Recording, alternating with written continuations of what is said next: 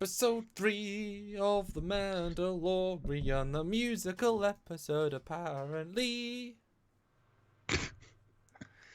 Yes, it is, and it's called The Sin, indeed. Yes, it is. Yes, it is. Now, it's welcome back to Mandalorian Monday on a Tuesday. Yeah, it's true. I like that.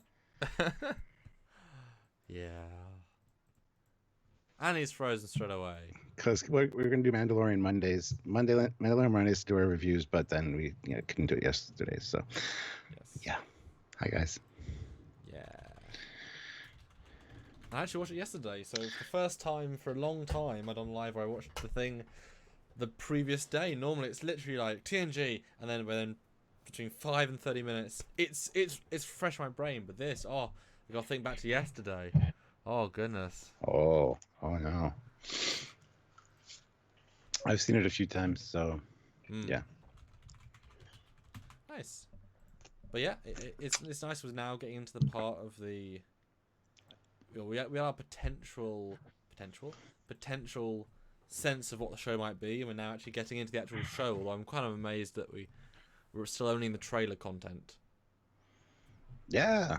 Give or take. There's still quite a bit more though. Which I'm looking forward to. So, yay. Yeah. So yeah, I believe we're doing lives tomorrow and the next day. So That's right. middle of the week, and we may or may not be doing one, or may or may not be doing two lives this weekend, depending. I can also find time to do another one, because, as you guys know, I want to do this background remaster thing, and actually have this weekend here, so might do that. As long as you join in and sponsor a ship. If you don't, then I'll just stop the live and be like, well, that was a waste of my time. Yeah, but hopefully you will. Depends. Depends if we do one as well. Maybe do a drunk Trekyards because it'll help the end of the month. Might do one on Saturday, yeah. Which will be fun. I want to talk Picard, update our thoughts on that, and at some point this week, I definitely want to talk about the confirmed Picard post Nemesis uniforms, which is exciting. Yeah. So that'll be fun. Stuff to talk about. But Mandalorian comes first. And yes, now my finger is bleeding. Yay. Yeah. I'm gonna get a plaster. Okay. We got 2 super chats though. Just came in. Thank you. Matthew Faustini puts in $5. Great content. Keep it up. Thank you very much. We will try. We'll never do so. Your help and your super chats definitely make that possible. So thank you guys. We did it for you. Just you. Thank you. David Bessig throws in $2. Hey. Got off early today. Can finally watch a live. Yeah. Excellent. Hopefully you enjoy it. I mean, surely you guys actually watched the Mandalorian episode going into this. It'd be kind of useful. So please, don't spoil it, because it's definitely worth watching as the story progresses. So heavy, massive spoilers, as you might be aware. If you haven't caught on to that by now. Yes. So I will share. You just talk to the fans. What's my? Yes. Okay. Yes. Back in un momento. Okay, so 34 people watching. Everybody make sure you hit like and make sure you're subscribed. We found out recently, a little while ago, that 44% of the people that watch our videos aren't actually subscribed to the channel, which is bonkers. But then we started mentioning that, and it went down to like 42%. I think it actually went down to 41% at one point, but it's back up to 44%. So it means we have more viewers. Just they're not all subscribed. So make sure you're subscribed and make sure you hit the like button. Let's get the likes up really fast in this Mandalorian review. 37 of you here now. Make sure you hit the like button, please. We'll try to get to 50 relatively quickly. Hopefully more people will tune in. Usually they do after like 10-15 minutes. People start rolling in. So but yeah, guys, super chats of course are a great way to help with the channel, as you guys know, because you're regular followers here. Also our Patreon, there's some new bonus Patreon perks for even at the $1 level right now, so make sure you sign up, even if it's just for $1. And then in January, there's going to be some other stuff coming to Patreon as well, so you might want to up your limit to maybe $5 or $10 depending on what we decide to make the perks at. So I'm not a subscribing guy, says Robert Hayes. Well, then that's sad. So yeah, Patreon's a great way to help us out, and please do if you can, even if it's just $1 a month. I mean, that's not a lot for you, but it means a lot to us because it adds up. We want to get the Patreon bumped up again to kind of where it used to be. And with the new Patreon perks that Samuel's been doing, some animations and things like that, it's actually worth it now to really look at your Patreon subscription level and up that. So if you guys can, please do. And did you see that I released the second animation on Patreon? I was just talking about that, yes. I know, I heard. That's why I was asking, have you seen it? I have not, no. Oh.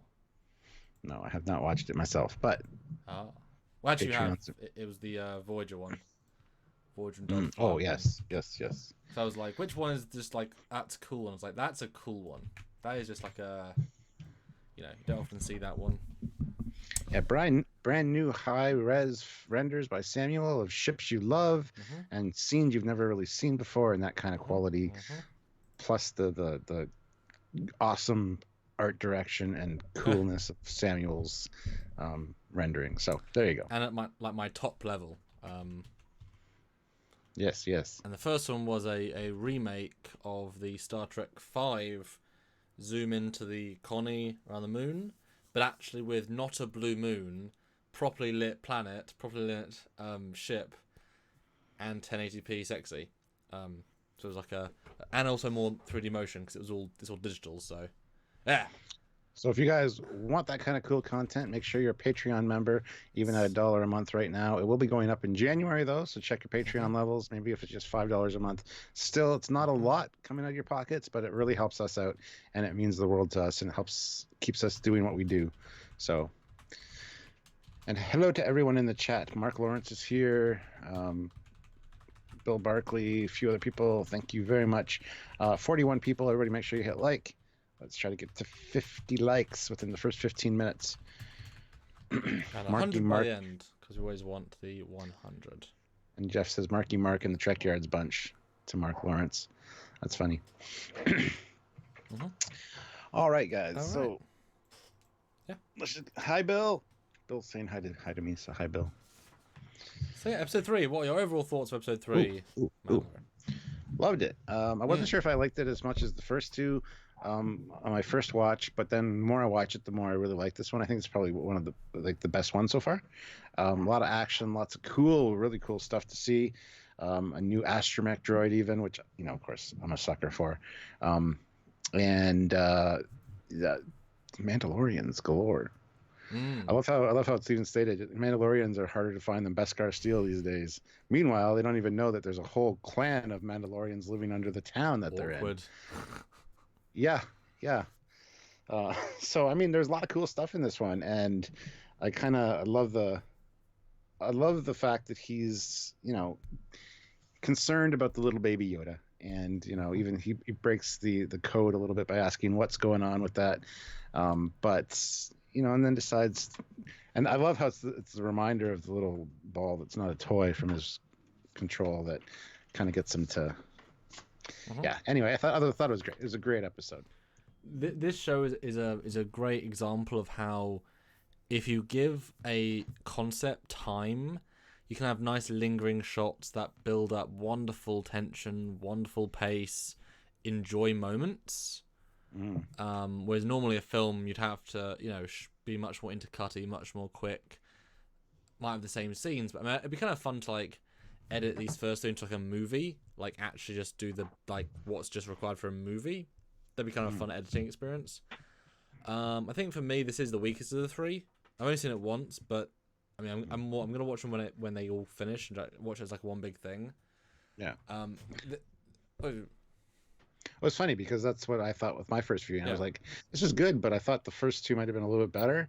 But the more you watch it, the more you pick out in this one, and I think I grew to like this one the most. So, because it's like it drags the story of the first two into another hour with the same 37 minutes. Well, its own yes, obviously, but it's just like. This is not a lot of story we're being given here. It's weird.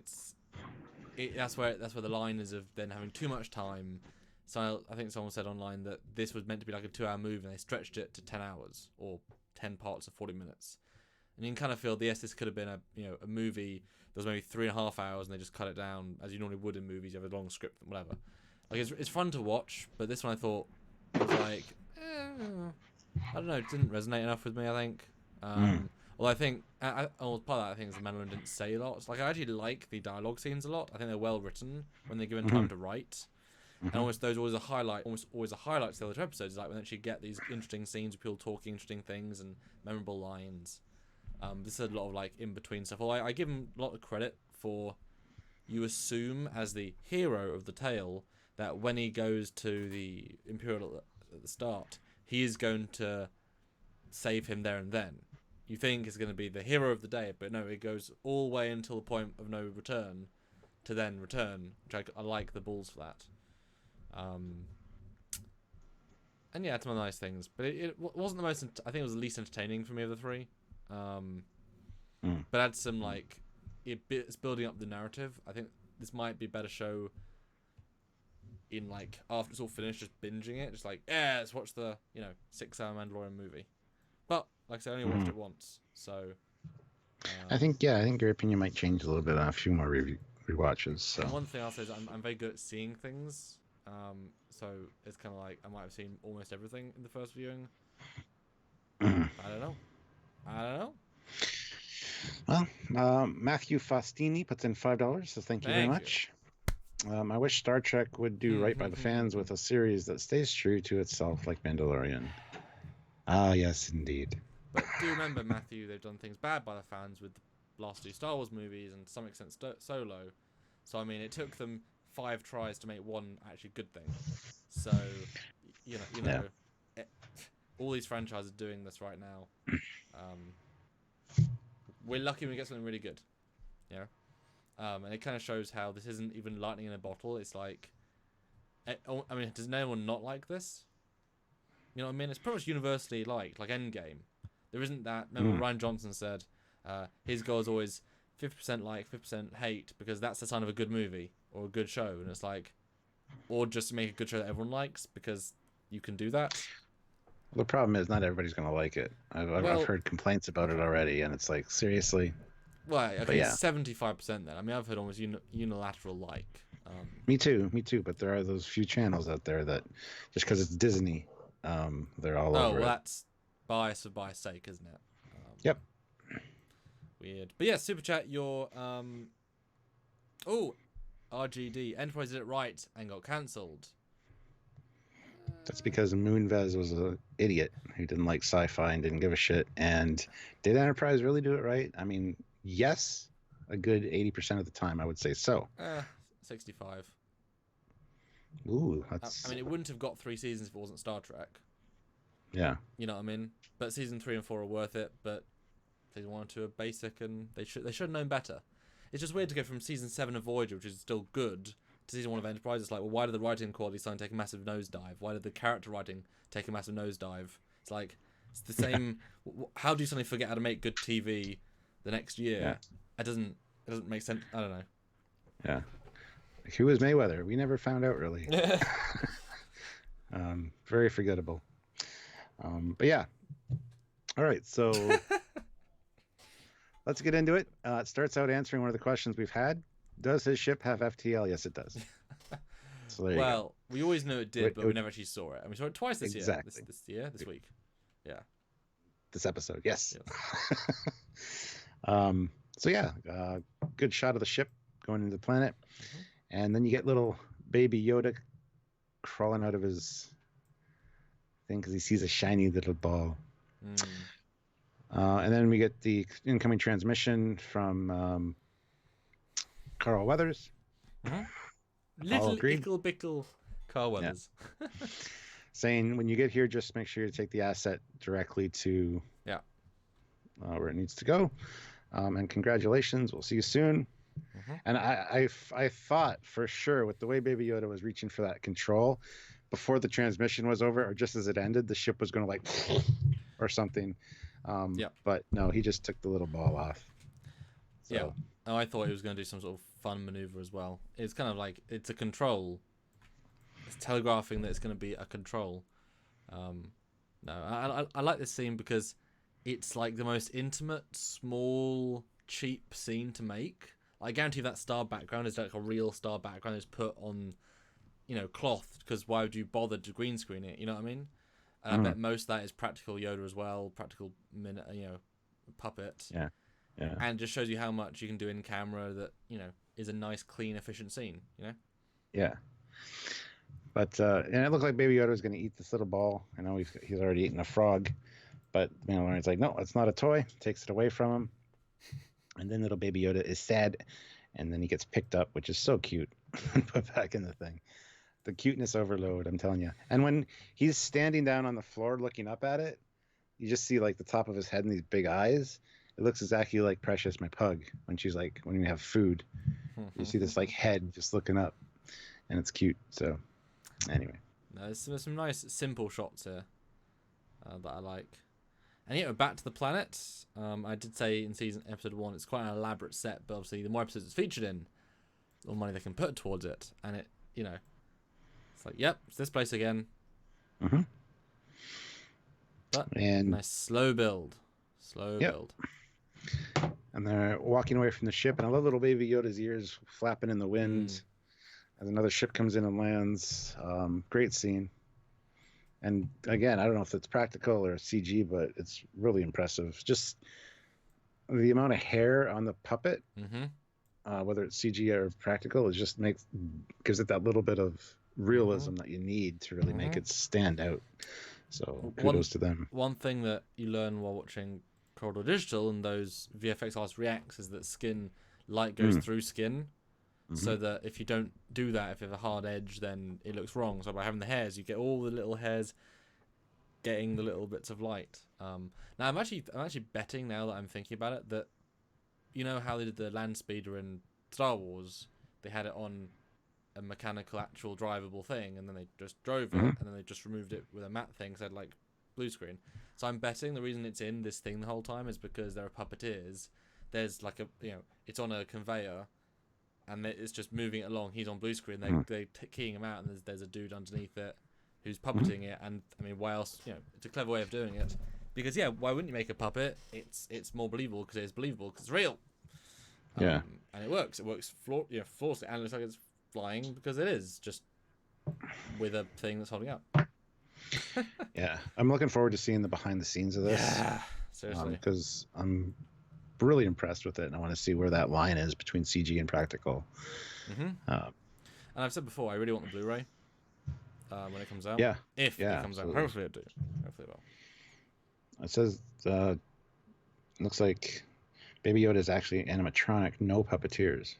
Well, animatronics would make sense. Well, with a puppet, I mean, puppeteer means like there's someone puppeting it via animatronics. I mean, that you still have that.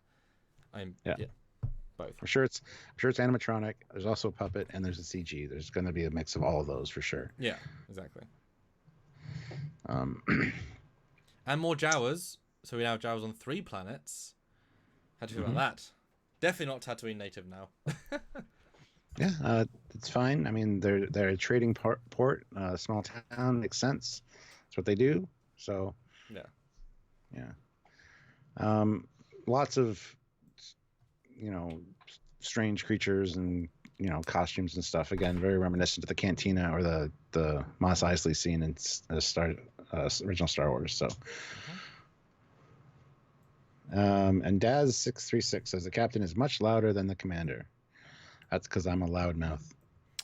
Okay, there you go.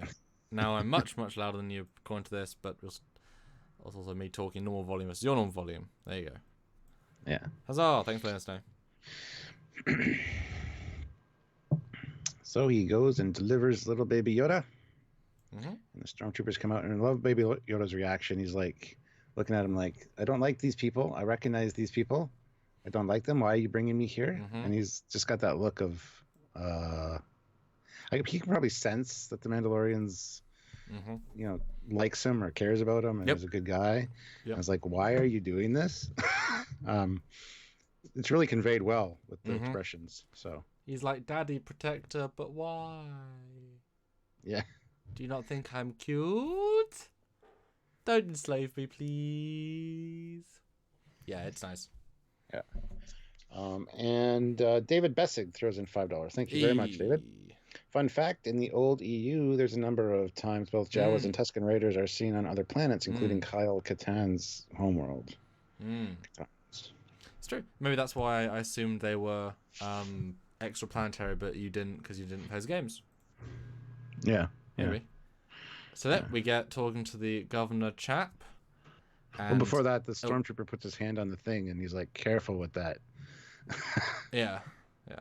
Small thing, but yes. Yeah, they scan it, and it's very healthy. And then he asks, how many fobs did you hand out? Didn't answer, but he said this was very important to me, so implying there were a ton. Because we assume there was more than one, but he may have given like the top tier potential payment to the best guy, and everyone else was just like, no, do it, like, just do. Yeah. But it was odd that the governor guy didn't seem to know that's what it was, because he was like, so, oh, okay, is it healthy? Whereas the other guy's like, I want to take care of it, but he didn't quite know why or what it was in my interpretation. I didn't get that, because when I first walked in, the look on his face like, you got the asset. It's like he knew what it was. Well, he knew in concept what it was, maybe an alien, but I don't think he knows necessarily what it is. You know what I mean? Because sort of a like there wasn't a sense of good. You never saw it. It's not a special species. Like there wasn't like this reverence for what it could be. Whereas the Doctor has a reverence. He like knows what it really means. I feel like the other guy is like he's only seeing the midichlorians in the blood, whereas the for who the hell cares what race it is, was the other guy seeing it as a force sensitive rare being life form sort of thing. Yeah, something along those lines. But then we get a prop. That's an Easter egg that you guys might remember. It's actually in The Empire Strikes Back on Cloud City. You see one guy running through the hallway with it. It's actually an ice cream maker. So I'm glad they reused it here to kind of give it another purpose. Okay. Not a lot of people might have noticed that, but it is the same prop from that. And that's the famous ice cream maker prop. But yeah, that's where the Beskar steel is held, which is really neat, and it's quite a lot of Beskar steel. It was impressive. Yeah, because he said there was a canister of it in the first episode. Yeah, I'm like, how big is a canister? Is it like a barrel full? Like, yeah. So, yeah, I mean, very cool. Yeah, I was like, damn. I mean, this thing is worth a lot. But then you don't really guess. Well, in the same scene, he says, well, Beskar steel is less rare than Mandalorians themselves. So I wonder, I didn't get the sense this was too rare for Imperials. Like this is just, they conquered the homeworld, they got a lot, and okay, you got to be wealthy to have some. But if you're an Imperial, it's like, this is like a 10th of his stash, a 20th, a 30th. Yeah. But for Mandalorians, it's like, I can't get this shit anymore. And here's a whole lot. It was good. Well, it's reminiscent to the World War II with the Nazis looting and taking gold and stuff and doing the same thing, melting it down into bricks with the Nazi logo on it. I mean, that's obvious parallels. Yeah, it's a nice touch. And then he takes them away. And and the cute little baby Yoda is like, what? No, I'm sorry. No, I'm suckered in with the cute baby Yoda. You are. It's so cute. I know. I got a pug. And I love the book. But then the Mandalorian asks, so what are you going to do with it next? And so the first dialogue in the entire... There's not a lot of dialogue in the first half of this episode. Yeah. And the guy's he's like, well, that's very uncharacteristic of you. You've accepted the commission. You've accepted the payment. F off. So, he knows that's one of the guild rules, that you don't ask that kind of thing. But again, you get that first hint that he's, really cares about this little thing. So this is like, why did I hire you except to not ask questions? Now I like the escalation because he brings in the stormtroopers like, do we have a problem here? Mando should have said, yeah, sure. Yeah, sure. You try. How many people have I killed for this? You think it's more assertion of strength rather than necessarily real assertion of strength. Yeah. But yeah, it's good. And then we get the title, Chapter 3, The Sin. And I was like, the first time I saw that, I thought, that's interesting. I wonder what this is going to be about. And yeah, it's pretty self-explanatory by the end. I didn't even realize that the other two had names, honestly. I don't know if the first one does. Yeah, I but didn't the even register. second one is called The Child. Yeah. Yes, it was. Okay. Maybe the first one's called The Mandalorian, then it's maybe. I don't know. Yeah, he has a little walk, and it does feel odd because he said, so rare to find Mandalorians, and then he just walks down the street. It feels like he's just literally walking to his house. Like, there's no stealth here, so it feels like it does stick out as an editing sore thumb of like, they're so secret, but just follow the third left door down the stairs. Like, there should have been a different process of, like, they should have been in a cave or something, or like there's a small Or a holographic storefront or something. Yeah, it doesn't connect well with, especially since at the end it's such a surprise. I think that's a flaw in this editing and presentation. Mm-hmm. But I think I just want to reuse the fact that we built the set for, part one. We'll use it again. Mm-hmm. That's why. And we see a bunch of other Mandalorians, none of which are Boba Fett, just for clarity's sake. Yes. One's actually Jon Favreau. Okay. Sweet. That's the big guy that confronts him later and has the big machine gun. Did he also voice it? He voiced him, yeah. Very nice. And I heard he voiced him, but then watching it back the third time, it's like he's a bigger guy, this Mandalorian. Yeah. Jon Favreau is too, so I have a feeling it was him as well. So I don't know for sure, though. I mean, how much better to direct the show than to have a Mandalorian suit armor on, have a working machine gun in the hand, and say, "No, Mr. Grip, do a better job." But yeah, and there is a guy in green with a head that could be Boba Fett, but I mean, or not. Yeah. So we get even more smelting. Again, we get the. We get the skull of the myth. Yes, we get the skull of the mythosaur again, and it's very uniform and nice and clean. The one on Boba Fett's armor is like a jagged drawing of it, which I always thought was the actual symbol. But it looks like this. It's symmetrical. It's nice. It doesn't look exactly like Boba Fett's at all. So I thought that was interesting to point out as well. But yeah, they shows off the steel, and then all of a sudden, everybody comes in. And this kind of gets tense, doesn't it? It does, yeah. It's like, oh, this is Imperial branded, and he throws it down. And we've been fighting. We have to hide like sand rats because of the Empire. And this guy, sits at the same table as them. So it's kind of looked down on, I guess, that he was getting this bounty for the Imperials, even though it's later stated that the Imperials, there's probably only a few warlords and stuff left. If you have an issue, go to the core systems and talk to the New Republic. And Mandalorian's like, that's a joke. So yeah, it's made clear that the Empire is kind of defunct right now, and it's just the outer limits, the outer worlds that have them. As I've explained a couple of times in the expanding universe, as the Empire falls, then those with strength want to keep their strength. They're not interested in conquering, because you can't mass produce ships with the resources. Without an empire to fund the empire, you can't keep the empire. But if you have a planet that creates resources, then, well, guess what? You've got an advantage, and now you can still pay for troops and ships and stuff. And so you band together in little alliances where the strongest warlord with the most resources can get more, and then you have territories, and then that sort of vibe.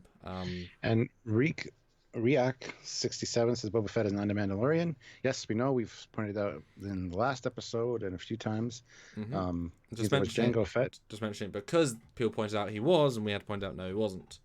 Although I watched a video today that said Jango was actually from the Mandalorian system, just not Mandalore itself. Which didn't know that, but yeah, not Mandalorians themselves. It is quite an odd thing to have a whole sequence when no one physically talks.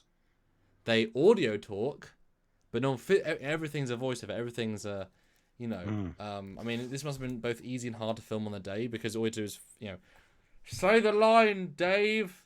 Okay. Right. Celebrities, come into the booth. Great. We need 12 minutes. No makeup required, just in the booth, right? And do the lines. Thank you, sir. That'll be $14,000 for 1.5 minutes. Brilliant. And the stun guy is just like, it took me 3 hours to get in that suit. I mean, it does feel a bit like a cop out at this point, because in this thing they explicitly say Have you taken your armor off? No. Yeah. Well, good. It's like, ooh, that's gonna be a thing. Yeah. Yeah. Have you ever taken your helmet off? No. Have you ever had it removed by anyone else? No. It's like, how do you sleep? How do you eat? I mean, to be fair, you just inject yourself with sleep stims, like anti-stims, and you eat via tubes. I mean, it's not, you know. This is the ultra future past. So the bet is still on whether we're going to see his face or not by the end of this. It's funny I have a feeling we might. Probably not by his choosing. But I don't really know. I'm kind of almost hoping they don't. I hope they go the Judge Dredd route where he doesn't take off his helmet. Well, they're pushing, as we are going further, he's getting further away from the ideals he's starting with. One of which is to keep the helmet on. I mean, that was a weird thing that I didn't notice, because in the Clone Wars, there is not this idea of you have to keep your helmet off, because one of the main characters is called Sabine, and she doesn't have a helmet on except in combat through the entire show. She's fully Mandalorian, so this rule about keeping your helmet on only exists post Empire taking over. So it's a new rule. So I mean, they didn't, you know, this was not a concept. So I'm sure. There's some Mandalorians in the Clone Wars, I think, that don't have helmets on. Yeah, I mean, they fight them, they take them off. There's loads of scenes. I watched a clip where Obi-Wan went and stole the Mandalorian suit, and the first cut is the 3 Mandalorians looking at him, lady with the helmet off, puts it back on, they jetpack away, and it's like, well, there you go. I mean, it was not a rule 13 years ago. But I mean, that, you know, they've gone from being a proud race with a planet to a destitute people. Well, now they're almost legendary, because even you know, I've spoken guys said I've only read about the Mandalorians in legend, and then we just heard in this episode that they're harder to find than the Beskar Steel, even though there's a shit ton of them here, which they probably don't know about, honestly. But still, it's just interesting that was such an explicit thing, because I think we should definitely see his face. By the end, he's a, you know, it's like Deadpool. I mean, you need to have the balance, the Ryan Reynolds stuff to buy into the other thing. Now, do you think? Well, no, I guess we do see more Mandalorians at the end, but this felt like a much smaller enclave when this scene happened. Like, everyone had a presence, and kind of like a, mate, we're gonna beat you up. I literally thought he was gonna shoot his way out. It got that tense. Yeah, well, it's funny because when they do finally fight, they use knives, and they're wearing Mandalorian armor. So it's very Klingon-like. Is the vibe that I got. It's just kind of... Yes and no. They're using vibroblades, which is a lovely little... we've never seen vibroblades in the canon. They actually have... And so they're designed to pierce armor because they're vibrating in frequency. That's a whole thing in the video games. That was a lovely touch. Because you're right, what the hell are they doing? Like, he stabs through a stormtrooper's armor, which you would think should protect against a knife. But yeah, vibroblades. Yeah. That's cool. I got a very Klingon vibe from it, yes, like, you know, headbutting each other, and not really to kill each other, just to kind of prove who's better. And I love how the whole time she's just sitting there, like, you know, messing with the steel, doesn't react to them fighting. Yep. It's just so calm and cool. It's like every time he comes back, dicks are measured once again, and some grow, some shrink, some stay, whatever, you know. And it was really interesting. They also said that at any given time, this might be a single clan rule, but only one can be out in public.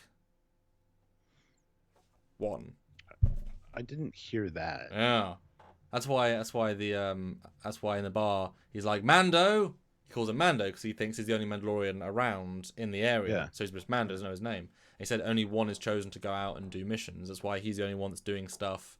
And then yet they're pissed at him for getting the steel. You'd think since he's the only one that can go out, good for him. Yeah. Which is why it's such a big deal at the end when they all appear, because that's the big secret. There's loads there. So I thought that was an interesting twist. Yeah. I was kind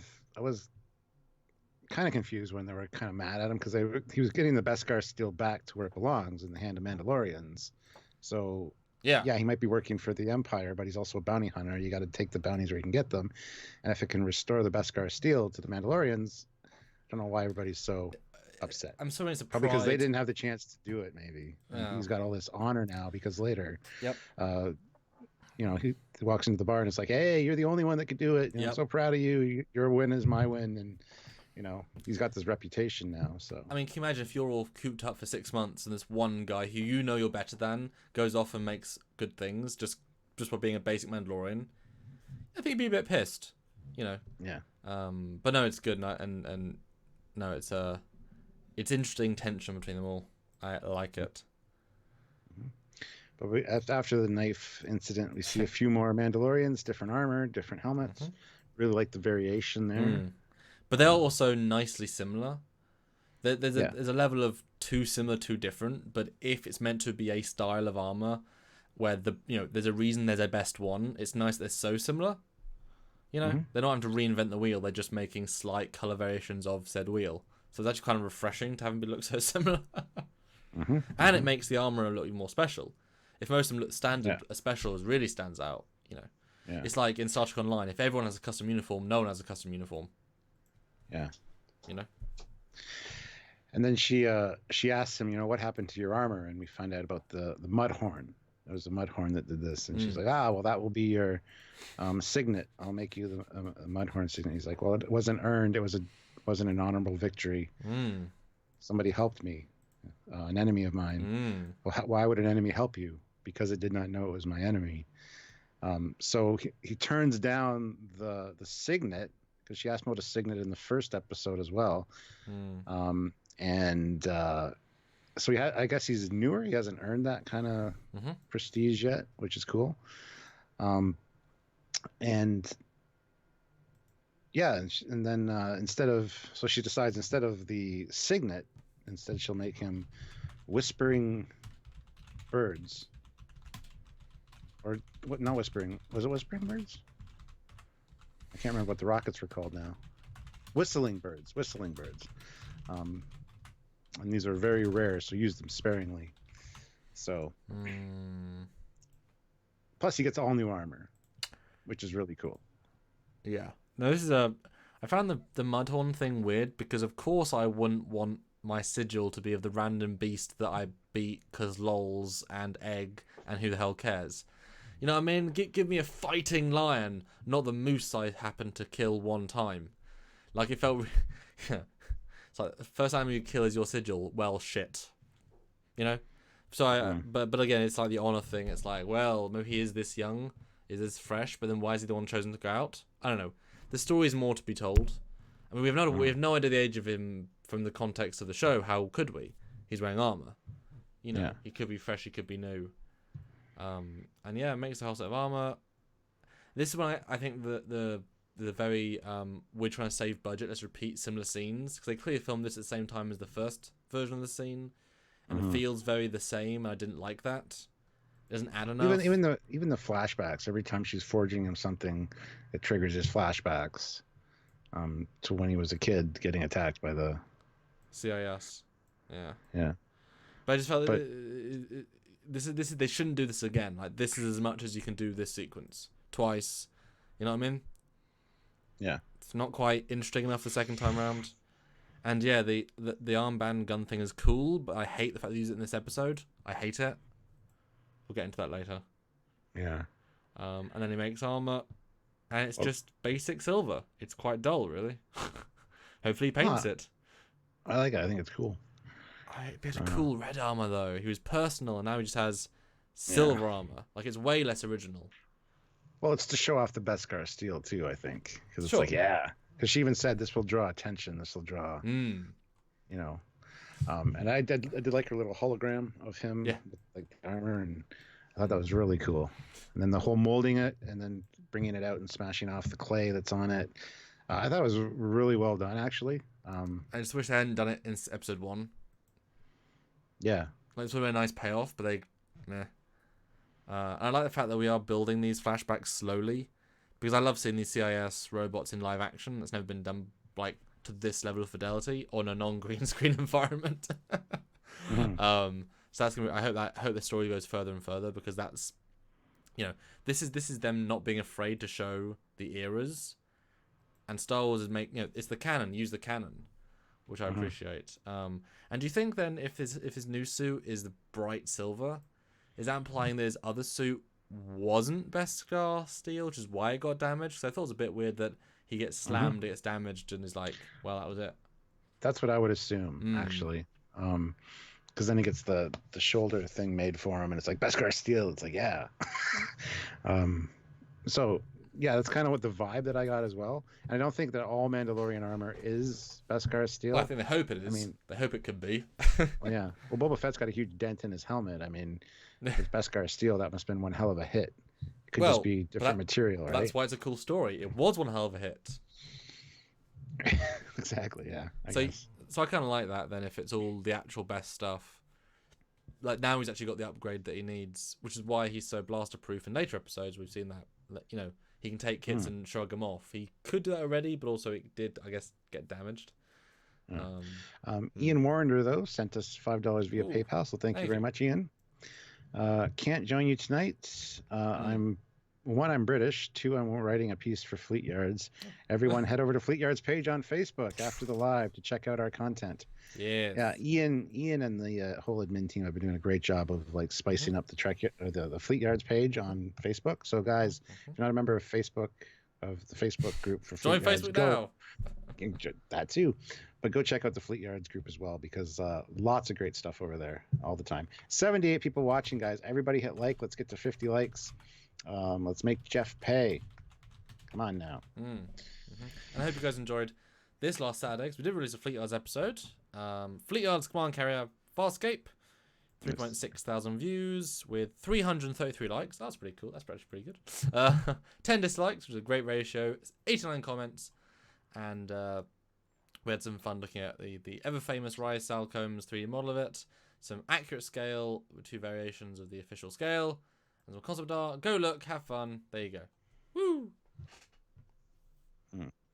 And Brandon D says Boba's armor, at least in Legends, was not Beskar, it was Durasteel. Oh, there you go. And Christopher Holiday says, who also thinks Boba Fett is a fake Mando? Everyone, because he is. He's not a Mandalorian. Yes. So there you go. Jeff Jacobs puts in 250.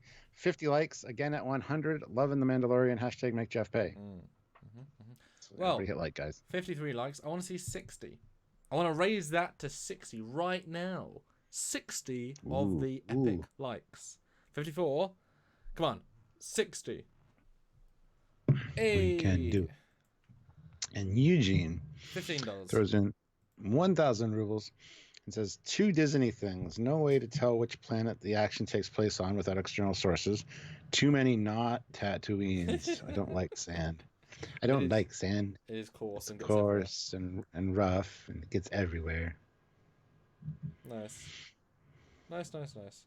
Sounds like he not only lived on a desert planet, but had sex in the sand, because we all know what that's like. I mean, yeah. No, I agree. There is too many Tatooines. Yes. I mean, it makes sense that the Outer Rim is more barren, but they could do slightly more differentiate. Maybe have like a different color sky, have visible whatever. You know what I mean? But at least it's an easy way of doing real locations looking really nice. And the planets, I mean, in Rogue One they told us where they were, and it still meant nothing really. That's the problem with galaxy hopping. It's like, unless it's a famous planet, it's like, it's grass planet, it's ice planet, you know what I mean? It's tricky. Well, that was George Lucas's thing, that each environment was different, like a forest moon, a desert, an ice planet. He always had like those very contrasting environments. But once they've been done, it's like, well, there you go. Yep. And Rian Johnson is smart by having a salt planet. It's like, sure. But anyway, so a Mandalorian walks into a bar. Yeah. And Carl Weathers chats to him for a bit. And I appreciate now, again, you really feel like these are being filmed at the same time, these sequences, because they have the exact same framing, which I think is why I don't like this episode as much. It feels very much like either a rehash of number 1. Sequel. It's, there's just not enough of, they don't add enough to the vibe to give it a real nice vibe. Whereas episode 2 added a lot to the planet that was hinted in part 1. This didn't do that really. I see why that might be something that's not the most positive thing. Yeah. But this one I appreciate the setup, because the payoff at the end of seeing everyone in the battle, actually seeing them in these sequences makes it a lot more hollowing, because it's like, Yeah. here's your competition. Hey, friendly competition. Not so friendly at the end. So I like that. That worked well. Yeah, and I like one of the first things he says is, "They all hate you, Mando. You did what they couldn't do, and Yep. you know you're legendary." Yep.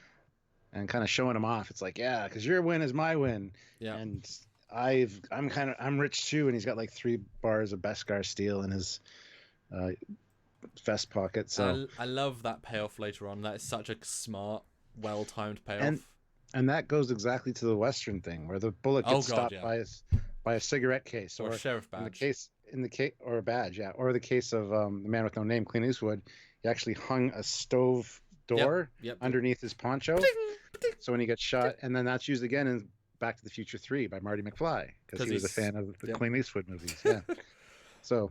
But this was so naturally done. I didn't think anything of it except because I thought maybe Mando at some point was going to steal it off him to finish something else. I thought that was the build up to that. Like that's where he's going to pay off later on. And I like Carl Weathers. Well, I'm wondering where he's going to go after this. You know, I hope he wasn't just a casting stunt, because again, this is like a 1-day shoot. These 2 sequences that he's in this bar, it's a 1-day, maybe a 2-day shoot if you were quick. So, meh. But yeah, he wants more work, Stuart, because he did the biggest job possible. Already more work. And he's like, "No, man, take a vacation. I'll take you down to the Twi'lek baths or the Twi'lek massage or whatever it was." Yeah. And he's like, "No, I want something. Well, these, you've earned it. You can take your pick. These are all far away." And he's like, "That's good. Farther away, the better." Mm-hmm. And then he picks one, which is a calamari. Mon calamari. And nice touch. That's a good one. It's but I forget what he said exactly. Somebody's son that skipped bail. Looks like he'll be going to the Dune, whatever. I should have wrote that down. I thought I'd remember it, but it's fine. So yeah, then he turns around before he leaves and says, "So what are they going to do with it? With what? The kid." Wow, we shouldn't be asking those questions. I didn't ask, so why are you asking? Mm-hmm. Mm-hmm. It's against the guild code. Mm-hmm. Mm-hmm. And I also appreciated that he asked at the start of the scene, "So how many got fobs?" He's like, "Fucking everyone in the room." Like, it's a really nice. He's like, "But it doesn't matter. You did it." I like that, because that's a fun little like, oh wow, everyone. So can you imagine the awkward conversation? He's like, hey, Billy, I got this great job for you. 5 minutes later, hey, Sandra, good job for you. Hey, Danny, job for you. Yeah. And they all think they're special, and it's just like, he walks in, it's like, wait, did you have that job? Yeah, did you? Yeah, did you? You all did. Because you get a fob, and you get a fob, and you get a fob. Everyone gets a fob. Hey, Imperials want it done. I mean, they've got the resources. Why not? No, that was fun. That was nice. Number 1 special, though, puts in $10. Thank you very much. You are special. You always know you're special to us. According to the comics, Mandalorians are no longer a species, but a culture. Original species was killed out. Anyone can be adopted in. Very few actually born to Mandalorians' army are anymore. Yeah. Mm-hmm. Makes sense, and that's what the term foundlings comes from, because he obviously wasn't a Mandalorian. He was saved as a child and then raised to be who he is now. So yeah, I got that vibe too, although I think there's still not necessarily a purebred, but there's still Mandalorian DNA around there. But yeah, it's a cultural thing. Yeah, I mean, I still know from like the original games where I fought a ton of actual Mandalorians and the big armor and stuff, so I'm kind of using that stuff as well. Although that's tricky because the comics are almost all not canon anymore, so it's kind of like you got to kind of wait and see. And this season is obviously cementing a lot of stuff, so we'll see by the end. And the scene ends and we get to the ship. That's why I like the okay, maybe we're gonna do something else. Okay, it was a good. There was that thought that he's moved on, and we'll find out about Yoda maybe in episode 7 if something happened to him. Yeah. Like I knew he was going to save him eventually, but I thought we're going to do another chapter first, so I kind of liked that. I love how he always does the same routine to fire up a ship and goes to reach for the power-up throttle, which we saw him use when he was on the planet and tested the engines when they were stripped by the Jawas. And the knob's missing, and it makes him think. He puts it back on, and then he just powers everything down and gets off the ship, and I'm like, yes, go! I love this shot 'cause I didn't even really think of the ball. It was just a thing that happened. It was like a side thing. It was like, oh, that's so simple. Yeah. It's nice. It's nice. Although it is still a bit of a stretch why he's going after the kid. I really think it just comes down to him flashing back to himself as a kid and thinking, well, I was a kid once too. I can't let the Empire, what was basically the Empire, kill my family. I can't let the same kid also have all that shit. Is all I can really think of. Like, he's reliving that himself, so he doesn't want another kid to deal with it. Yeah, well, yeah, I thought there's 3 possible motivations for at the end why the Mandalorians help him. First of all, because he's protecting an innocent. It's much like a foundling, and they very much respect that, as we found out. The foundlings, young kids that they've protected, because it's always save the rest for the foundlings, as it should be. You know what I mean? So the pure honor side, like cultural honor. Okay. Yes. And did I freeze? You did, but you're back. Number 2. I froze for a second. Sorry. Number 2 is the fact that he has basically screwed the Empire now, because it was the Empire's bounty, and he's basically taken it back from them. So, and we know that the other Mandalorians weren't too happy about it being him sitting at the same table with the Empire, essentially, by helping them. So there's that aspect. And then lastly, just because he's a Mandalorian and they have to stick together, because there's not very many of them and whatever. So those are the 3 options that I see for it. But I guess for why they decide to help him.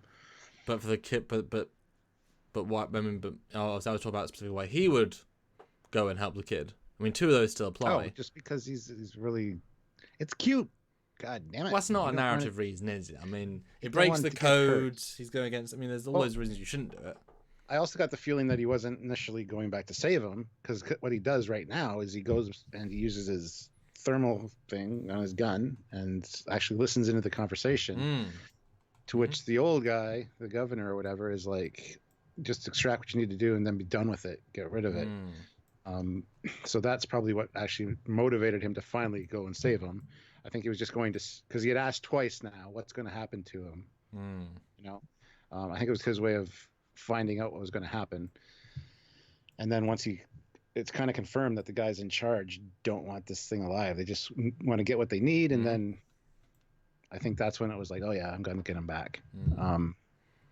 So I think the motivation is just because he's cute and he's an innocent, and God damn it, how can you resist little baby Yoda? Seriously. So I mean, it's true. I like all that. I was kind of confused that he decided to do this, because he just earned all this prestige. He got his new armor.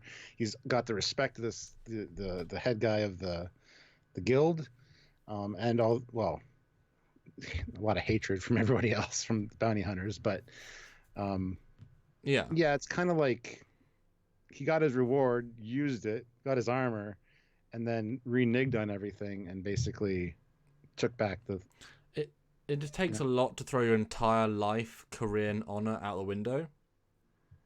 And that's but if there's, I was going to say, but if it's a Mandalorian code to protect the innocents, he's kind of delivering, because most of his bounties obviously aren't kids. He doesn't know he's innocent, though. I mean, you're assuming because he's cute, he's innocent. I think he can't just be because he thinks he's innocent. Baby.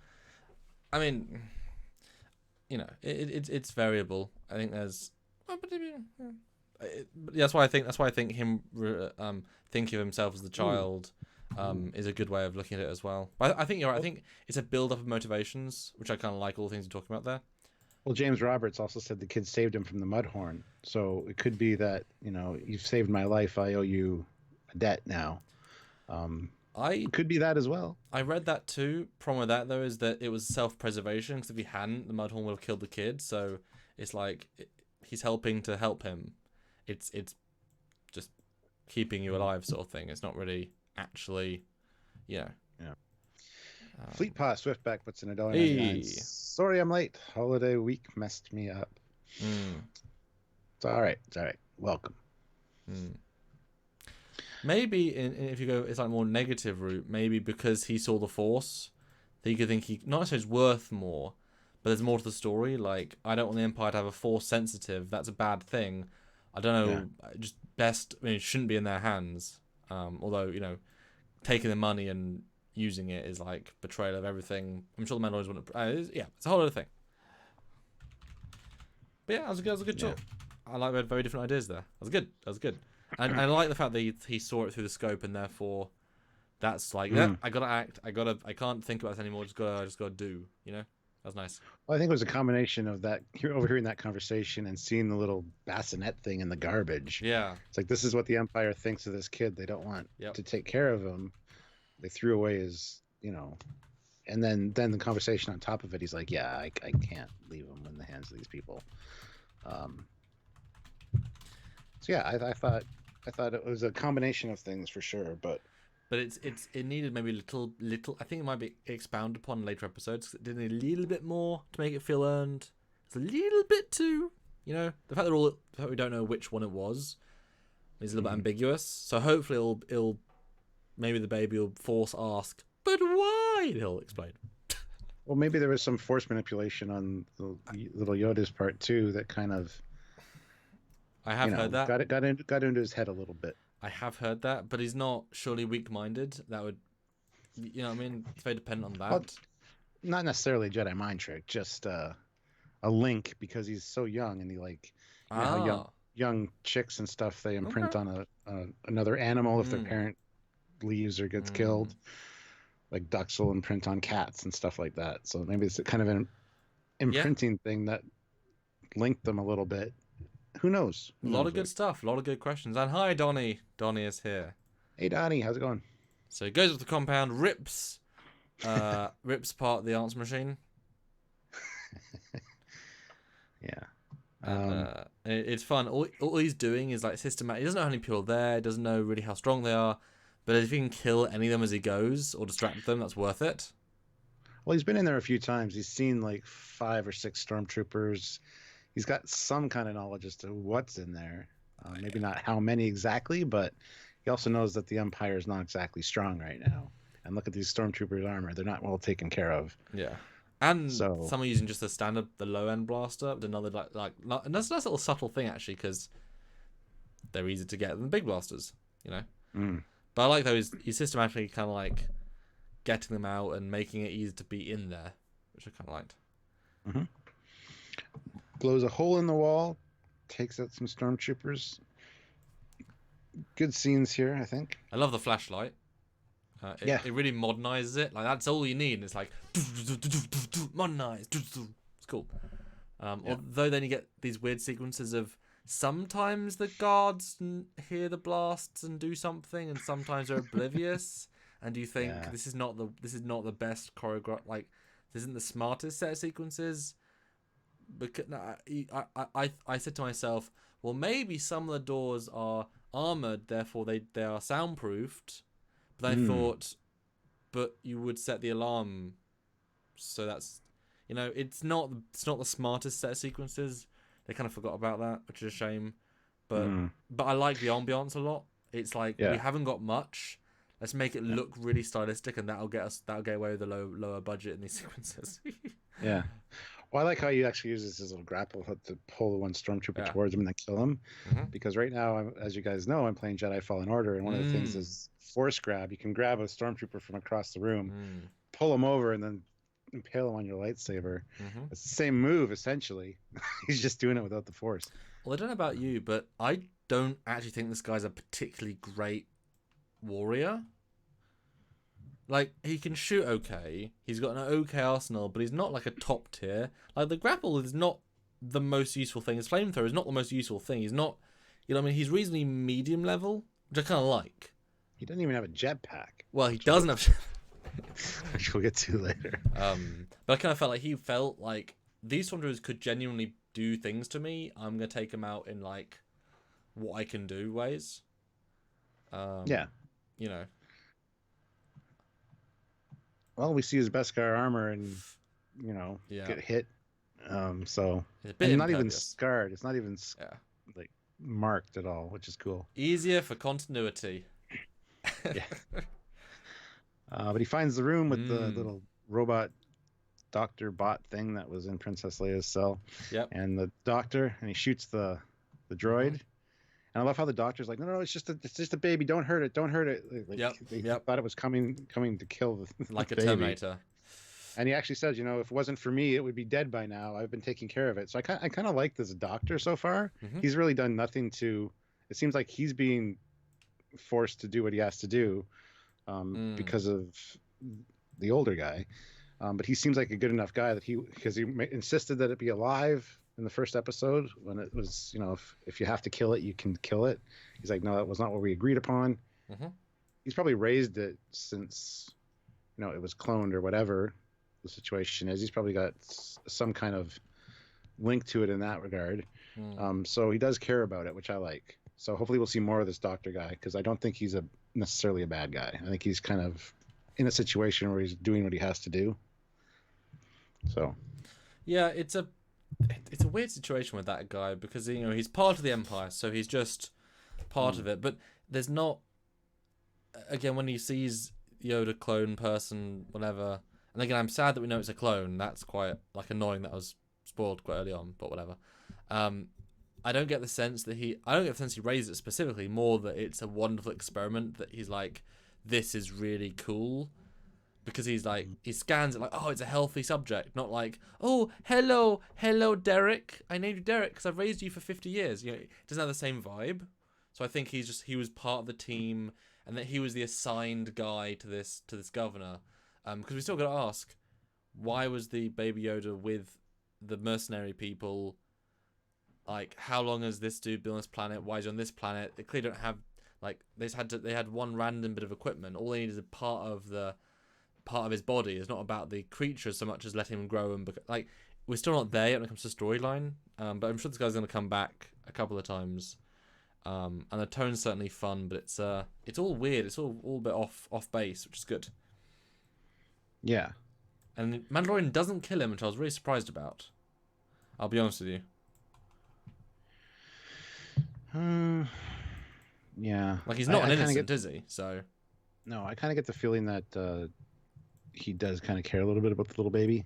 Oh yeah, absolutely. Not that it's just a cool experiment. I think it's a little bit of both, obviously. Mm-hmm. But I think he's going to play an important role later in the series. Yeah. Or the season. Yeah. So. Yeah, absolutely. Absolutely. And takes out a few more guys on the way out. And again, it's very video game like. I thought that. Yeah. Like little mini levels. Yeah, and considering I'm playing Jedi Fallen Order right now, it's just like, oh yeah. Getting flashbacks, yeah. Yeah. But it's not. It's none of it's particularly great though. Because it really is just two stormtroopers in a room. He shoots them.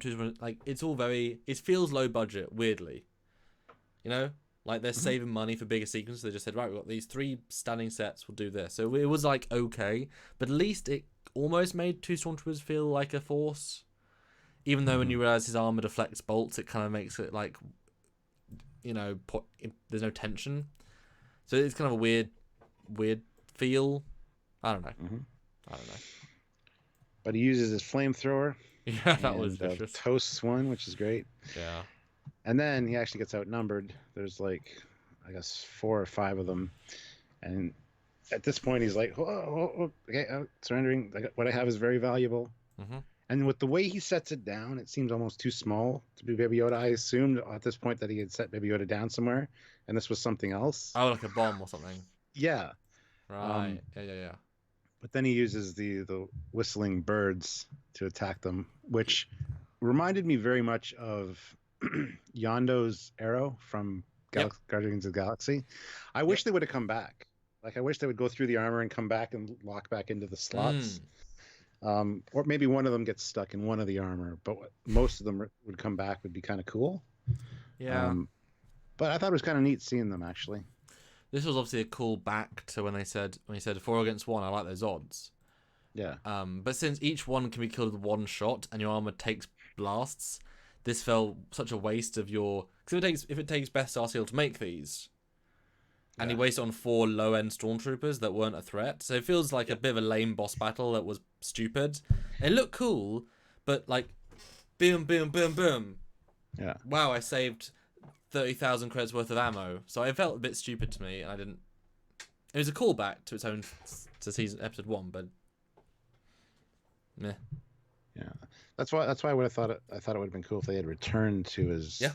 to the launchers. Or like he went and picked each one up because they completely they refueled in his armor, like they were just bullets that have a little projector, puts it back in and they refuel because his arm that'd be great, beautiful. Recharge. Yeah, whatever. Okay, and now all of a sudden all the fobs start going off. Like everybody has one. So what activates these fobs? Was it the governor guy that realized that the baby was stolen? Yep. That reactivated them? Okay. Yep, absolutely. And how do the fobs track the target? That's well, another thing I don't understand. Is it DNA encoded? Exactly. Because if so, he's got to find a way to deactivate that at some point because that's just a huge detriment. Well, that's what we asked in episode 1. How do they already have a tracker on a thing? Like, we don't know where it is, but follow the tracker. But how do you put a tracker on a thing you don't know where it is? So exactly, yeah. So obviously, yes, it's in the DNA. Or they implanted it when it was grown. That's the great implication of they made it. Therefore, they can track it. And yeah, the governor's not there. He's already left. He's like, well, shit. Reactivate. Full bounty. Everyone go. And I love this bit. This was like, oh, shit's gonna get real. Again, very much a Western vibe. Yeah. You know, walking through the town and you got all these people after you. Yeah. And John Wick. It's literally happened in John Wick. Yeah. Yeah. It's incredibly John Wick of them. Yeah. But they get him surrounded, and he's like, "Hand over the asset." Yeah. Well, let me get to my ship. Yep. You hand over the asset, and I might just do that. Yeah. I'm the only. I love how he uses Princess Leia's line here. I'm your only hope. Right now, he actually says that, and I'm like, "Oh, good God." But again, more Western vibe with his hand by his blaster. And then we get this is like a new astromech droid, new head shape for the sled, which I kind of think is cool. But it's very much like a stagecoach kind of deal. Yeah. Especially when it takes off later and the droid gets shot. I knew that was going to happen. Oh yeah. I was like, no. It's like shooting the horse of an escaping stagecoach or the driver, right? Mm-hmm. It's again a very Western vibe. And it's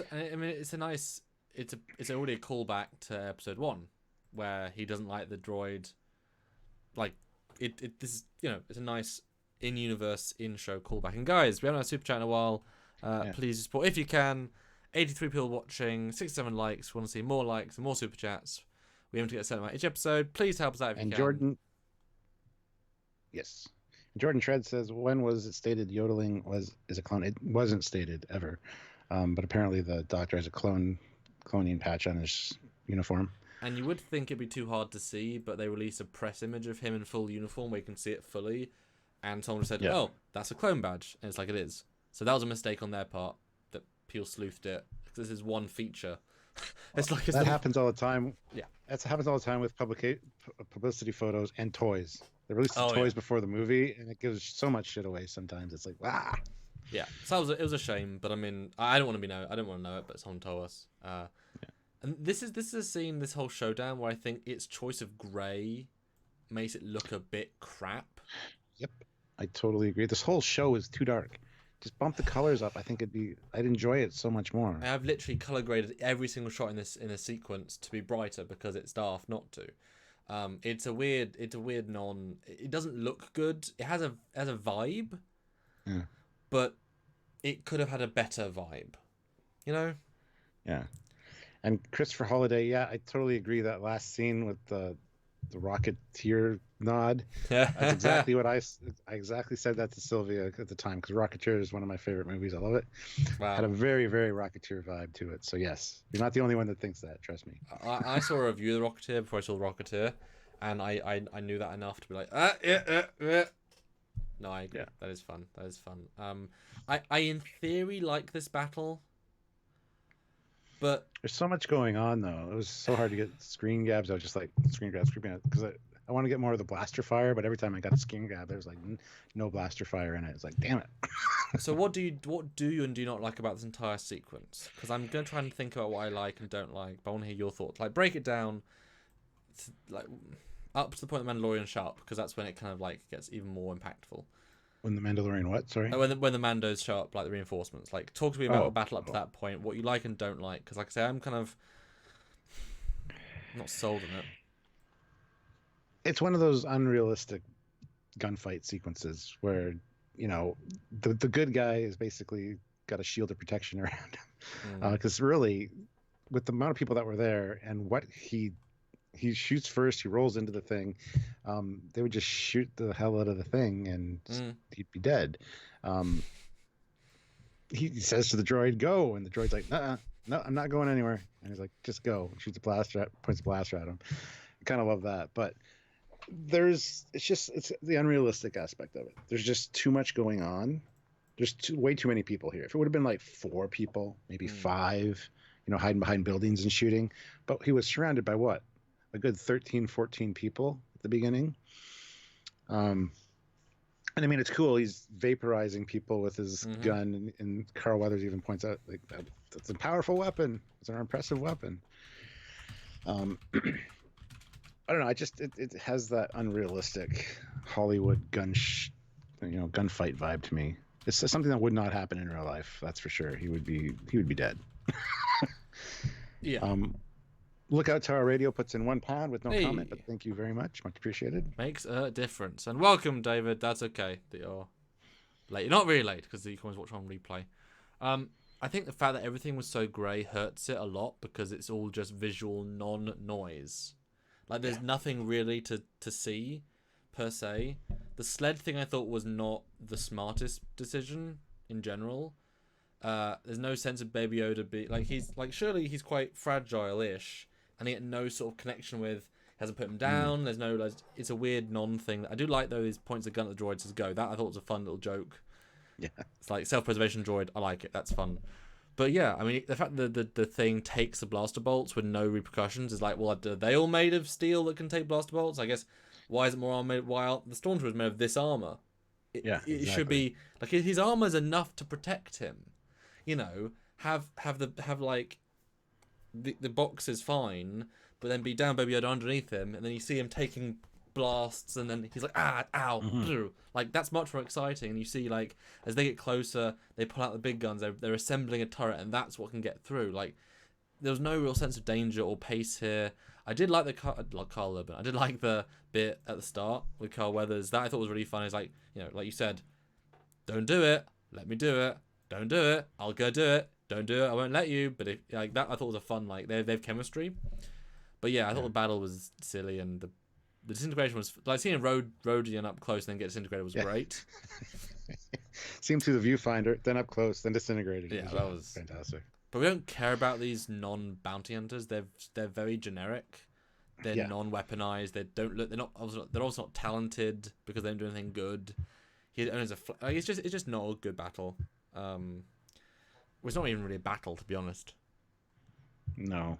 Yeah. And one thing I do love is that he takes his flamethrower to get rid of everybody that's approaching. Yeah. Because they were approaching the sled, they would be able to, you know, basically shoot fish in a barrel just by pointing the guns over. But he uses the flamethrower to push them all back, and then he runs out of fuel because he toasted the stormtrooper earlier. So I love how there's like limitations. It's not unlimited as far as. Yep. I thought that was kind of cool. Yep. It's like, shit, I shouldn't have used that earlier. God damn it. Because he really roasted that stormtrooper. Yeah. Like quite a while. It's like, you didn't need it that long. Well, I absolutely agree with that. And I like the fact that he's so pinned down. It's like in episode 2 where he's like, there's a lot of people, even though he should be able to take the blasts, he knows he's outnumbered. That I'm guessing if there's enough blast bolts at the same time, the armor can't resist. It's like a Kevlar. It can take a glancing bullet, but it can't take a necessarily direct, and the closer you get, the less effective. So I wish that was more clear. Like when they were building it, they said, this is our highest grade, but as you know, Mando, you can't take more than 10 direct hits without it burning through. Like, you know, because he kind of felt as if he was vulnerable, but he really wasn't, as he was. But yeah, the running out was great. Because that's what I mean. He's not that strong a strategist, clearly. Mm-hmm. Mm-hmm. He's in this little tray for the flamethrower. It's not, and people are going to avoid it. It's not. Yeah. Well, right after that, though, he gives up, basically, because he's over top of the Yoda. Yoda opens his eyes, and you see his mask, and you see them, they're closing in, they're firing. Yep. And all of a sudden, you see the rocket go overhead. And I'm like, who the hell is that? It's got to be somebody cool, like, you know, a ship come in and, like, save him, somebody we haven't seen yet. Yep. But no, it's just a shit ton of Mandalorians. And I want to jump to one thing before I say that, because I think we'll say at that point. a sarcastic comment from Tipo Oh yeah, Tulapu says, I read that. This show needs to be cancelled. Not addressing contemporary social issues and plays into heteronormative power fantasies, lacks representation and diversity. Wonderfully sarcastic comment because it shows a show should, and is great without those things. Exactly.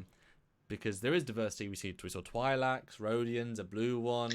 We've got 2 female main characters coming up in the future. Black guy, old guy, scientist guy with glasses. He's also allergic to Rantlax, so that's called Retnox 3. Retnax for the thought. Yeah. Retnax. So yay for sarcastic comment. But yes, then Mandalorians appear, and it felt ultra video gamey to me. It did. Even so much it got a little cheesy here. Oh god, but that's the Western as well, isn't it? Cavalry coming and they're going, "Yeehaw, blah, blah, blah." I don't know. I haven't seen Westerns like that for a while, but that's legit. Here comes the cavalry. I love the dodgy animated bodies as they come up. They fly up like, I'm a CGI body. Pew, pew, pew. Like they're so dodgy. Or I'm on wires. Yeah, but it's what like they looked like in the prequels and the sequels. Like they look that weird dodgy. They actually, I recognize the vibe. I love that the first guy that we get closer for has the classic Rebel gun, because that one guy has the oldest sound effect in the show. It's like, and I was using like modern ones. He's using the most oldest, like classic sound effect. But it's at the same time when this happened, I'm like, why are they helping him? Yeah. He's a bounty hunter. He lives by the guild code. Yep. The episode is called The Sin for this very reason. He basically went against the bounty hunter guild, at least.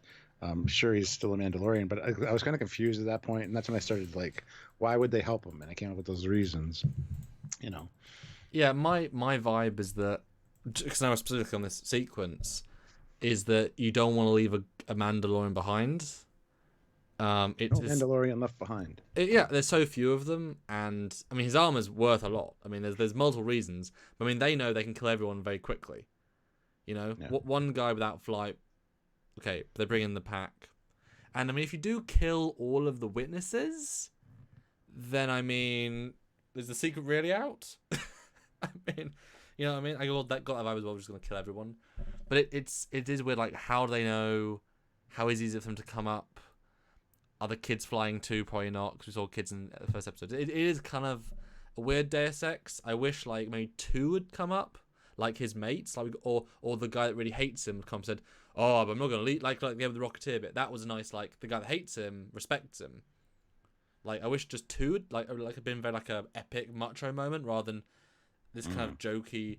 Well, obviously they're gonna win because they've all got maybe Dengar armor, whatever it is, whatever it's called, and they're all just gonna shoot them. And there's no risk. So it's a bit, but whatever.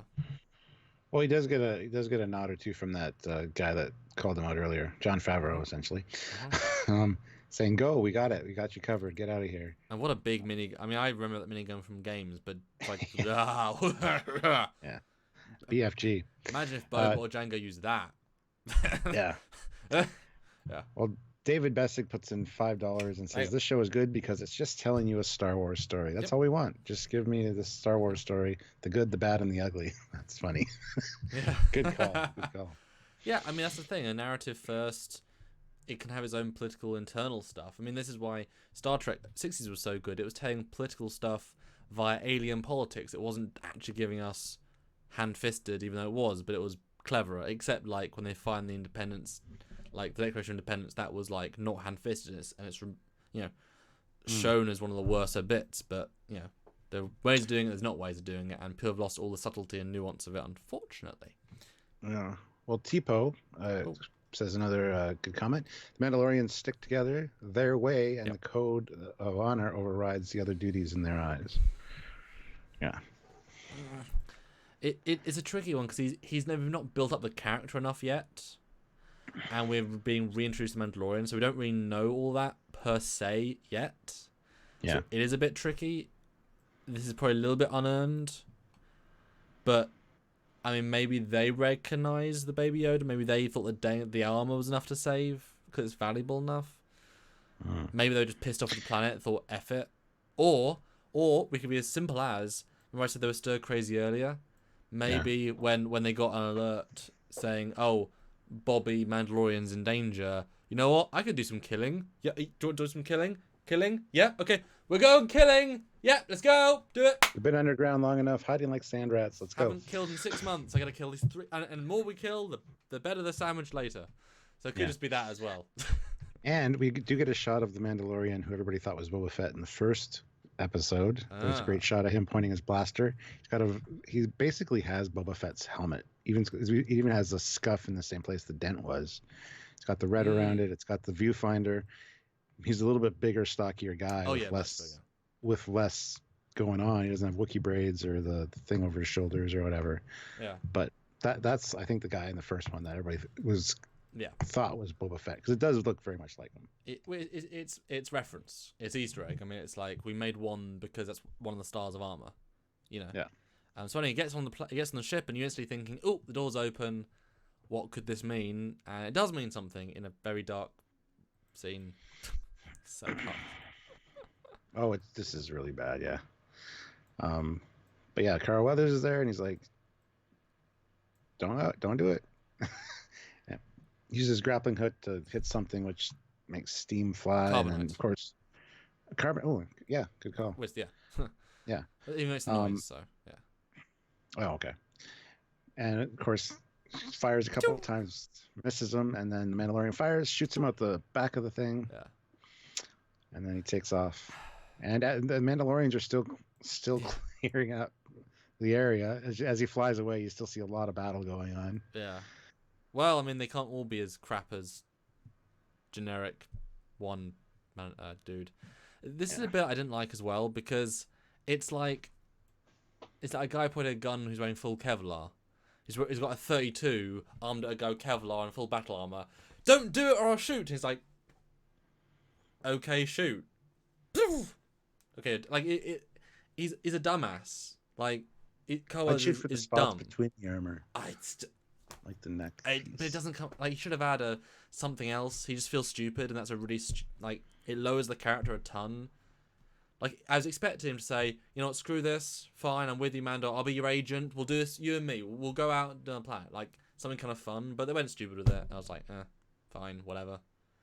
Movie trope. Mm-hmm. Yeah. But yeah, the CGI is cool and it goes away. That was very nice, and the battle was good, and yeah. But then we see Carl Weathers on the ground, and of course, Beskar Steel saved his life. That was good. That was good.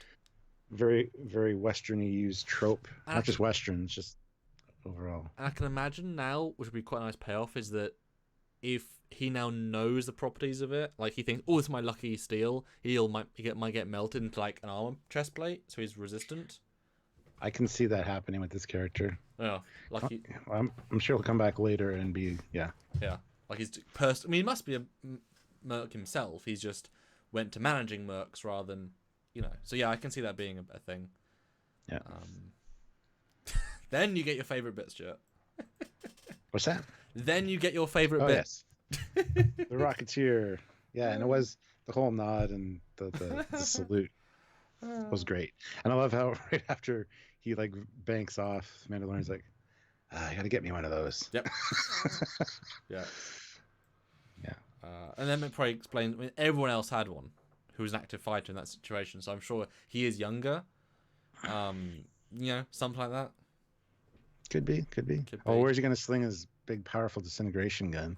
True. He can't sling it over top of the rocket pack. Yeah. And then Baby Yoda's there, gives him back the ball in a very little cute CGI thing, but it's nice.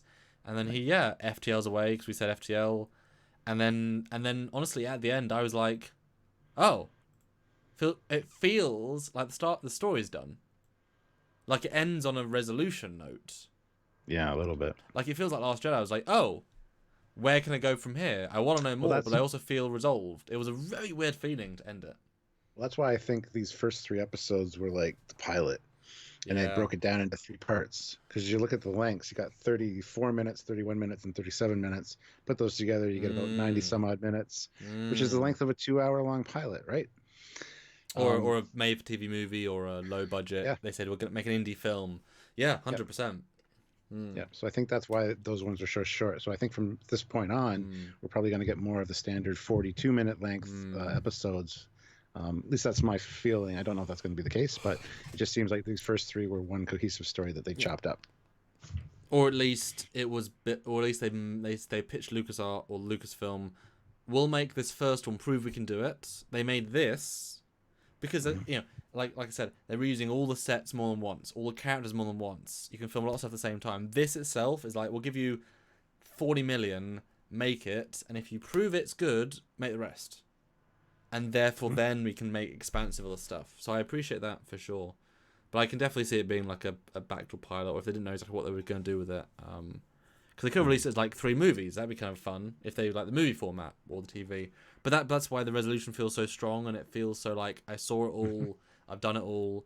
Like the grand story's still there, but I kind of feel weird about it. They didn't leave enough because you have no idea what's going to happen next. They needed a next time on, like a tease. They needed that desperately to give you something to jump onto. You know what they need to do? You know how they have the concept art as the end credits? They need to have concept art as the end credits, but for the next episode. So it's kind of like a next time on, just little glimpses. Yep. That'd be really cool. Because the concept art is fantastic. I haven't taken any screen grabs of it. I've considered it. But, yeah. Matthew Faustini throws in 2 different PayPals, not PayPals, Super Chats of $5 each. So thank you very much with no comment. But we appreciate that. Super helpful. Super helpful. So yeah. Yeah. This was a great episode. Like I said, the first time I watched it, I wasn't sure if I liked it more than the other 2.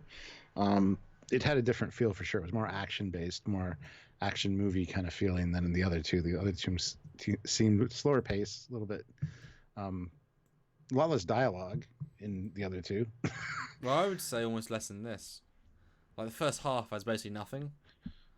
Has more at the end, but none of them really have a lot of dialogue so far. But I thought this one had more than we've seen. So,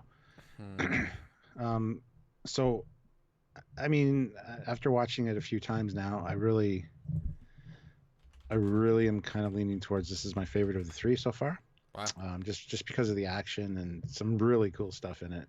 Seeing more Mandalorians, seeing some really cool disintegrations, seeing stuff like that. I thought was really great. And again, holding that classic storytelling Western vibe, I think is actually working for them because it's something that's worked in the past many times. Westerns were a huge thing for a long time, and we know Star Wars was kind of created around the old samurai type movies, which are the same kind of vibe. So I don't know. I thought this was a great episode. I'm gonna rank this as my highest out of the 3 so far. So I guess it's time to rate it, eh? Not been keeping track of the ratings, but it's probably good because it's like, oh, surprise. Yeah, what did you give it then? Honestly, I'm gonna have to give this one a 9.5 out of 10. Not really much wrong with it, in my opinion. Trying to think. Well, that final battle was a little bit cheesy and felt a little rushed and was kind of messy as far as, like you said, visually, it was all gray. It was hard to keep track of what the hell was going on. There's just a lot of blaster fire and stuff. It wasn't a good battle. No. It wasn't. No, punch up the color and stuff, make it a little bit easier to watch would be great too. And a simple thing too, they tried with some aliens, but the Rhodian was a yellow, have a red Twi'lek, like have distinct alien races that aren't just dudes in. I know it's expensive to do makeup, but have less people, have them be more interesting. Is a simple thing. And 2 comments I want to do. Eugene says, put all 8 episodes together, and you get raw edit of a single movie. So it's 8, not 10, then, is it? I think it's 10, isn't it? I know it finishes before Christmas. I mean, 8's certainly not the longest thing.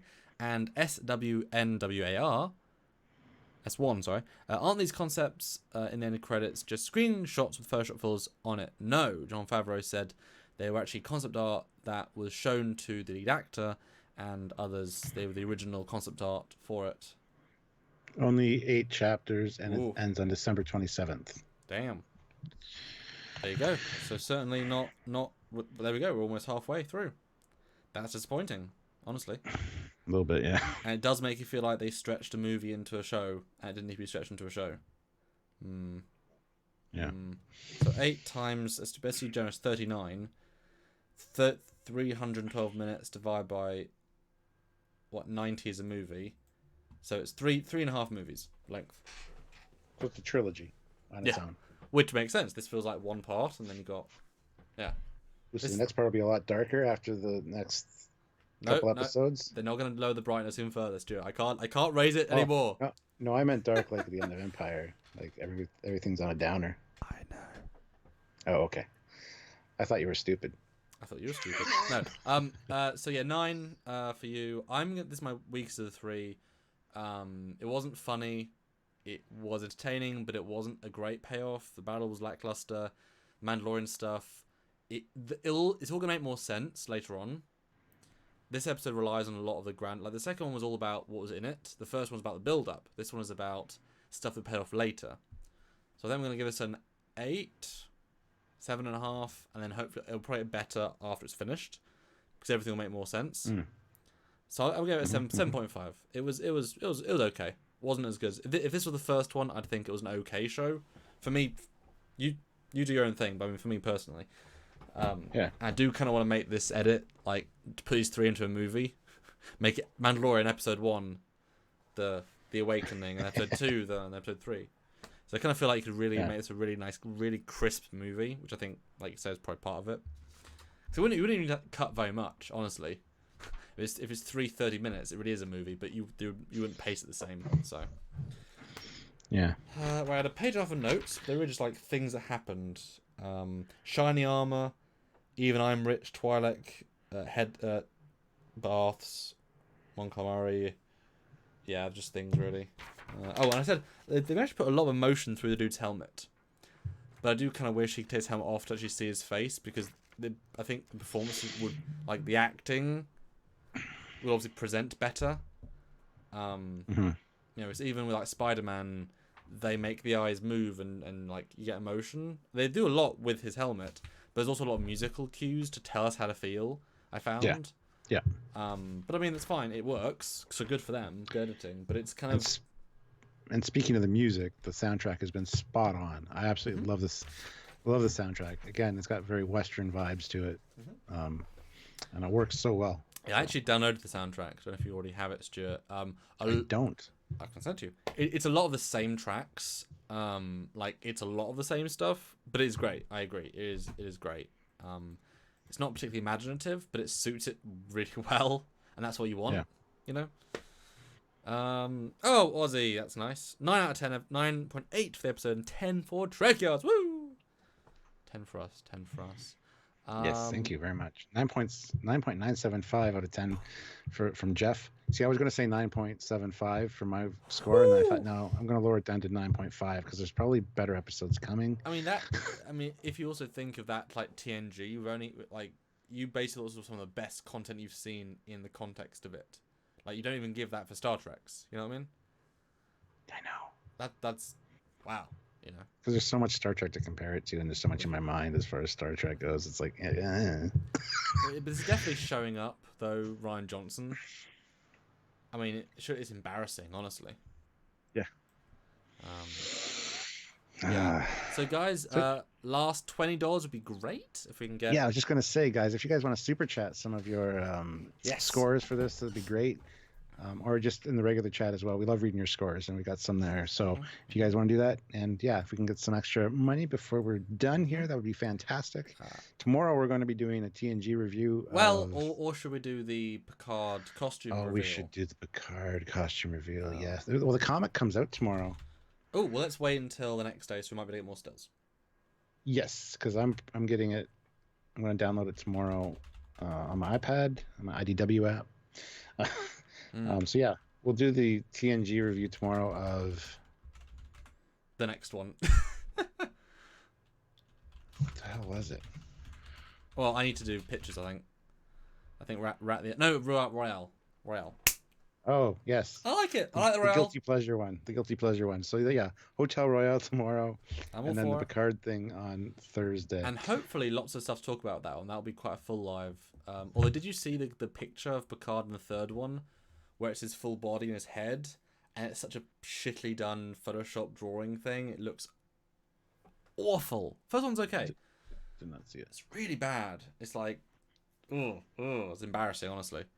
But then again, so I don't know if you know, there's like a destination at Vegas. They've got that like, there's always those one picture of Picard, of Janeway, of Scott Bakula, and it's like Picard looks nothing like him, because clearly they don't own the likeness to Picard in that context. Like Shatner, like that's Shatner. Michael Burnham, that's Michael Burnham, but it's like that is not Picard. That one they could not get because it does not look like Patrick Stewart. It's not even close. It's just a bald guy in a uniform. It's not good. Fleet Paw Swiftback puts in $1.99 and says 12 out of 12 parsecs for Trekyards.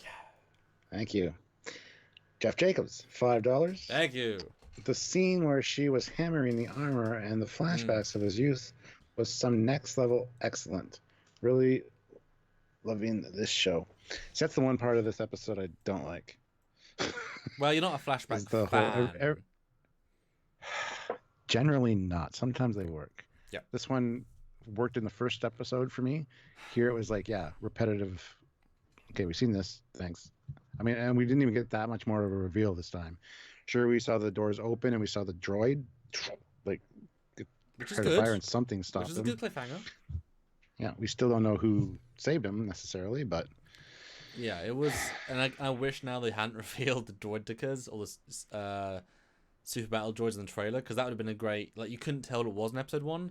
Episode 2 would have been a great reveal if you'd seen them, but I was waiting for more shots of them, and all I got was the trailer stuff. So yeah, they would. They're a great concept if done properly. They're just not. They're just being a little bit too slow with it.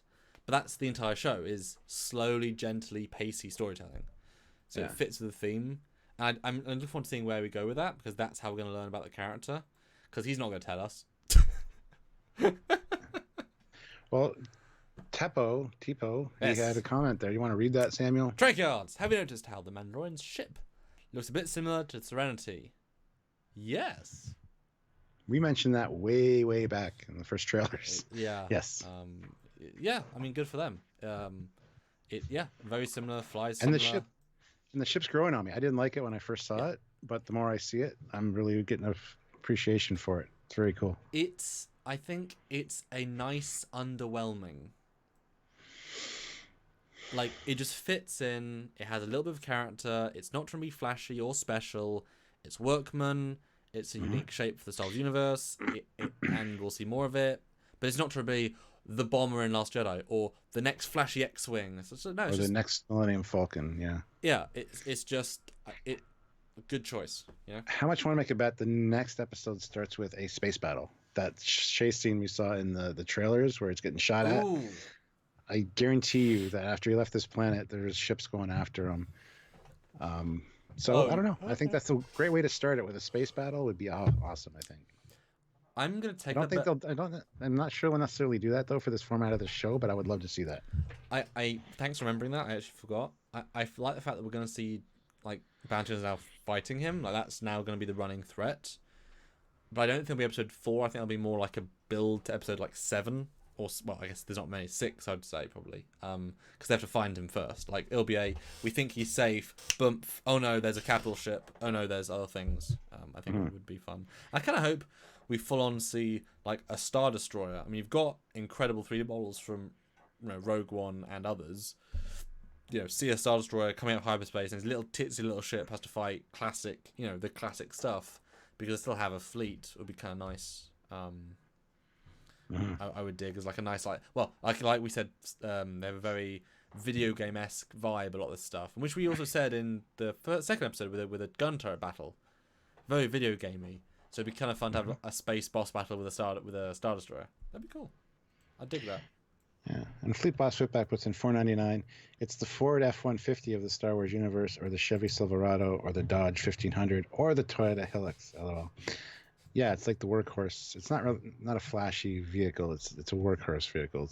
It does what it does well.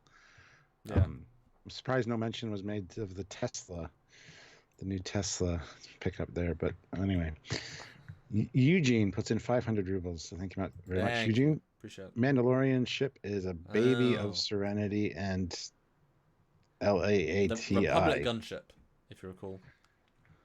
From Yes. Clone Wars. Well, The front, yeah, the front of the ship is very reminiscent of that. Yeah. I actually like that a lot. Yeah, that was a fun one to look at when I made you look at it, and you're like, I don't really like it. I was like, I like it. You're like, it's fine. I was like, but I like it. Like it It's typical prequel. It's just kind of like trying too hard. Oh. And you can watch our video on it, released December 7th, 2017. LAAT series gunship, Star Wars Fleet Arts mission briefing, 84 comments. Last one was a year ago, so too bad they just didn't have these modified bombers in The Last Jedi. Oh, it's a great comment. Cyton90 from 1 year ago. Wow. Go watch it, guys. And someone also pointed out that it's American Thanksgiving on Thursday. Yes. I don't care because I don't have Thanksgiving. And your Thanksgiving is not then some other time, I believe. Ours was in October, yes. Yeah, so it's just an average day. But who knows? Maybe more people want to watch Trekyards on Thanksgiving because they're off work. Yeah. I've never been to a Thanksgiving, so I have no idea what the precedent is for staying home, going to work, what you do. Except turkey It's at the end of the day. a couple days of vacation generally because it's a long weekend. So Ah. even the Saturday doing the drunk might be good because more people will be home, and also having been liquored up because it's dealing with their family on Thanksgiving. Yes. Maybe they'll be like, yeah, I'll just watch Trekyards and get drunk with these guys. Perfect. And maybe I'll buy some turkey and have a turkey sandwich for our drunk episode of Trekyards. I mean, Sweet. I'll be with the spirit.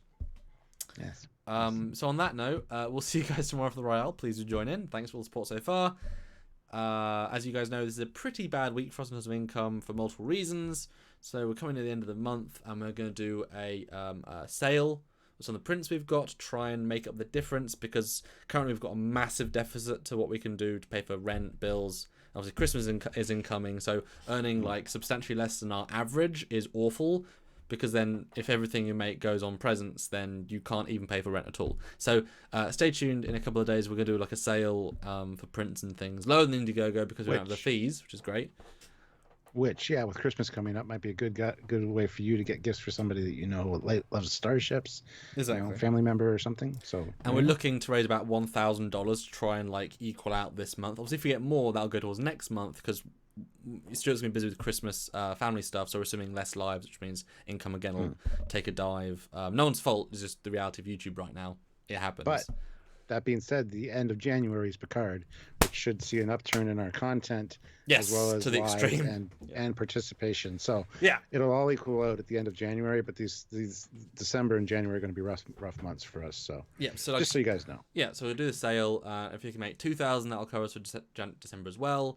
Who knows? I'm offering prints from our back catalogue, like I say, at a lower price than Indiegogo slightly. So tune in for that. Keep a track out. I don't think we'll do a video, but we'll do a Facebook post, and hopefully people can support us with that. Would be great. And we'll see you tomorrow for another wonderful TNG mission briefing review. Don't know why I said mission briefing. But it's a review. I don't know either. Yeah, on the Guilty Pleasure episode, the Royale. Yes. Yes. Excellent. Bye, everyone. Bye, guys.